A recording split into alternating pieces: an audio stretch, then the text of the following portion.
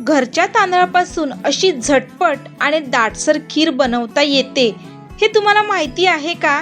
ना तांदूळ तासनतास भिजवायची गरज, ना खूप वेळ शिजवण्याची. चला आज मस्त अशी तांदळाची चविष्ट दाटसर आणि झटपट खीर बनवूया. तर नमस्कार मंडळी, स्वागत आहे तुमचं सार्थ फॅमिली कुकिंग चॅनलमध्ये.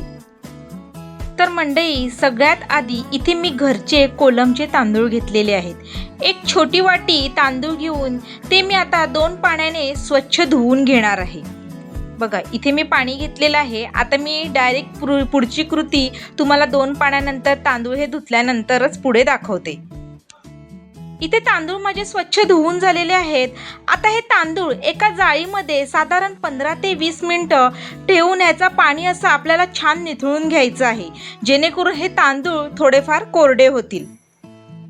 इथे तुम्ही 15 ते 20 मिनिटांनी पाहू शकता आपले तांदूळ थोडेफार कोरडे झालेले आहेत. आता हे कोरडे झालेले तांदूळ मी मिक्सरच्या भांड्यामध्ये घेऊन आपल्याला हे बारीक वाटून घ्यायचं आहे. बघा, इथे माझे तांदूळ पूर्णपणे वाटून झालेले आहेत. अशा प्रकारे मी हे तांदूळ वाटून घेतलेले आहेत, म्हणजे जास्त जाड पण नाही आणि एकदम बारीक पण नाही. अशा प्रकारे आपले तांदूळ वाटून झाले पाहिजेत. आता गॅसवर एक पातेलं ठेवून त्यामध्ये मी साजूक तूप घालते.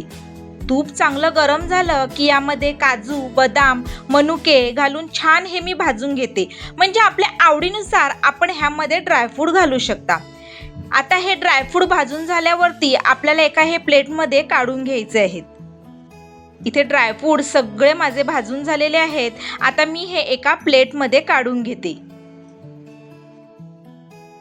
आता याच तुपामध्ये आपण जे मिक्सरमध्ये बारीक वाटून घेतलेले तांदूळ आहेत ते घालणार आहोत. तांदूळ तुपामध्ये छान मिक्स करून घ्यायचे आहेत आणि हे मंद आचेवरती आपल्याला खरपूस भाजून घ्यायचे आहेत. व्यवस्थित आपल्याला हे तांदूळ एकदम खरपूस म्हणजेच एकदम कोरडे होईपर्यंत भाजून घ्यायचे आहेत.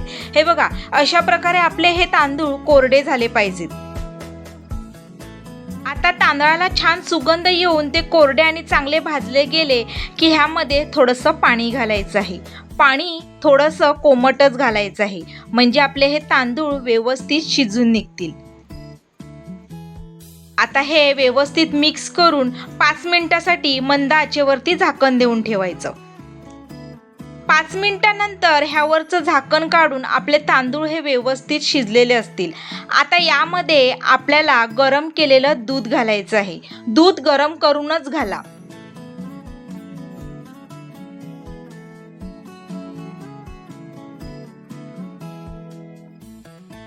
संपूर्ण दूध घातल्यानंतर हे आपल्याला सतत ढवळत राहायचं आहे, कारण तांदळामुळे खिरीमध्ये गुठळ्या होऊ शकतात. त्यामुळे आपल्याला हे सतत आता ढवळतच राहायचं आहे आणि छान ढवळत राहून ह्याला मस्त एक उकळी काढून घ्यायची आहे.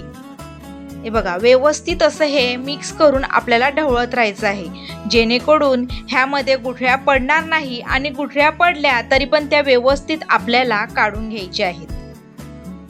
आता तांदळामधल्या व्यवस्थित सर्व गुठल्या काढून घेतल्यानंतर आता छान याला उकळी येऊ द्यायची, जेणेकरून जे काही तांदूळ थोडेफार कच्चे असतील तर व्यवस्थित ते शिजून निघतील.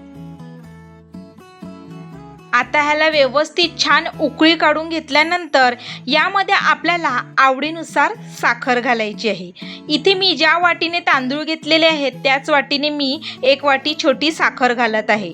त्यानंतर आपण ज्या आधी भाजून घेतलेले काजू, बदाम, मनुके म्हणजेच ड्रायफ्रूट्स आहेत ते सुद्धा घालते. आणि शेवटी मस्त असं सुगंधासाठी थोडीशी वेलची पूड सुद्धा घालून घेते आणि पुन्हा व्यवस्थित हे मिक्स करून घेते.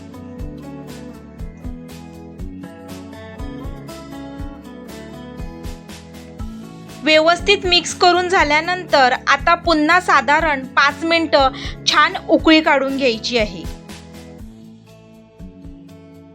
आणि बघा, आपली मस्त दाटसर, क्रीमी आणि चविष्ट तांदळाची खीर तयार झाली आहे.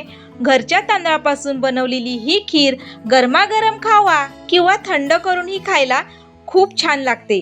तुम्हाला ही झटपट तांदळाची खीर आवडली असेल तर एकदा नक्की करून पहा आणि तुम्ही ही खीर कशी बनवता हे मला कमेंट करून नक्की सांगा.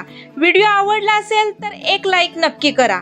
सार्थ फॅमिली कुकिंग चॅनलला सबस्क्राईब नक्की करा आणि हा व्हिडिओ आपल्या मैत्रिणी आणि नातेवाईकांसोबत नक्की शेअर करा.